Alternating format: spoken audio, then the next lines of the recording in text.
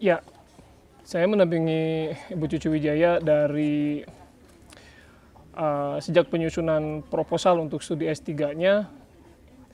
Jadi pada dasarnya Ibu itu perlu teman diskusi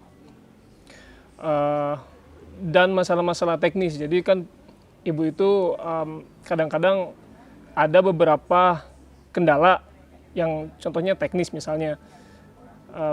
Ibu itu perlu berdiskusi tentang pemakaian bahasa yang baku, misalnya bahasa-bahasa ilmiah. Karena kan dalam penyusunan proposal perlu dibuat berdasarkan bahasa yang baku gitu. Nah, Ibu di situ perlu pendamping. Jadi saya mendampingi Ibu Cucu di bagian itu. Terus juga saat penyusunan disertasi studi S3 itu Ibu memerlukan teman untuk berdiskusi karena kan ada beberapa hal yang contohnya kalau kita baca referensi sebagai hal yang mutlak itu kan dilakukan oleh seorang researcher atau peneliti, itu ada beberapa istilah contohnya atau beberapa wacana yang berkaitan dengan seni rupa kontemporer misalnya nggak begitu familiar dengan Ibu Cucu, ya kita ngobrol. Jadi saya berusaha membuat hal-halnya menjadi lebih sederhana yang lebih bisa diakses oleh Ibu gitu sebagai sebuah informasi. Jadi itulah kira-kiranya sih di wilayah itu aja sebagai teman diskusi. Juga dalam hal penulisan Ibu sering berdiskusi sama saya, sering minta bantuan saya juga untuk lebih memudahkan mengakses informasi-informasi yang sifatnya kan sangat ilmiah gitu. Sebagai seorang pelukis tentu saja ini menarik.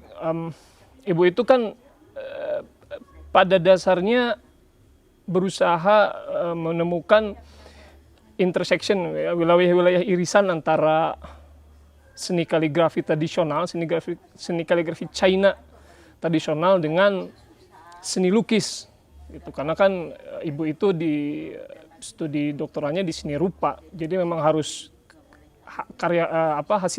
hasil risetnya harus berupa karya seni rupa, dalam hal ini seni lukis gitu.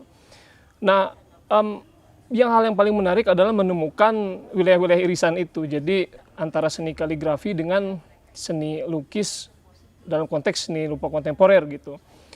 Nah, itu yang paling menarik untuk saya. Yang pada awalnya saya pikir nggak mungkin karena pertama secara personal saya kurang begitu familiar dengan seni kaligrafi China.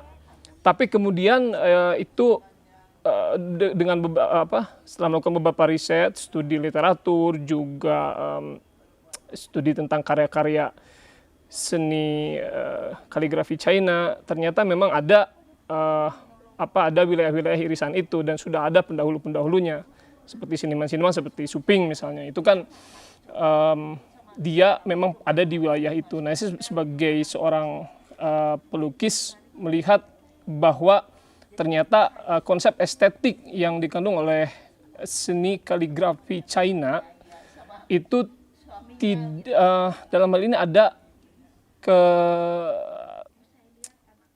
ada hubungannya dengan apa yang kita tahu sebagai action painting di dalam seni rupa atau seni lukis modern gitu. Itu ternyata nggak jauh berbeda dan nanti akan bisa terlihat dengan sangat jelas si benang merah ini ya, aspek estetiknya pada karya-karya Ibu Cucu yang dipamerkan pada pameran ini. Juga nanti kan kita bisa lihat tuh di footage atau rekaman ketika Ibu proses melukis, proses membuat karyanya itu akan terlihat sekali bahwa kesamaan itu ada di wilayah estetik seni lukis kontemporer dengan seni kaligrafi China. Jadi ada kesamaan terutama di wilayah estetiknya gitu. Ternyata hampir sama dan nggak jauh berbeda itu.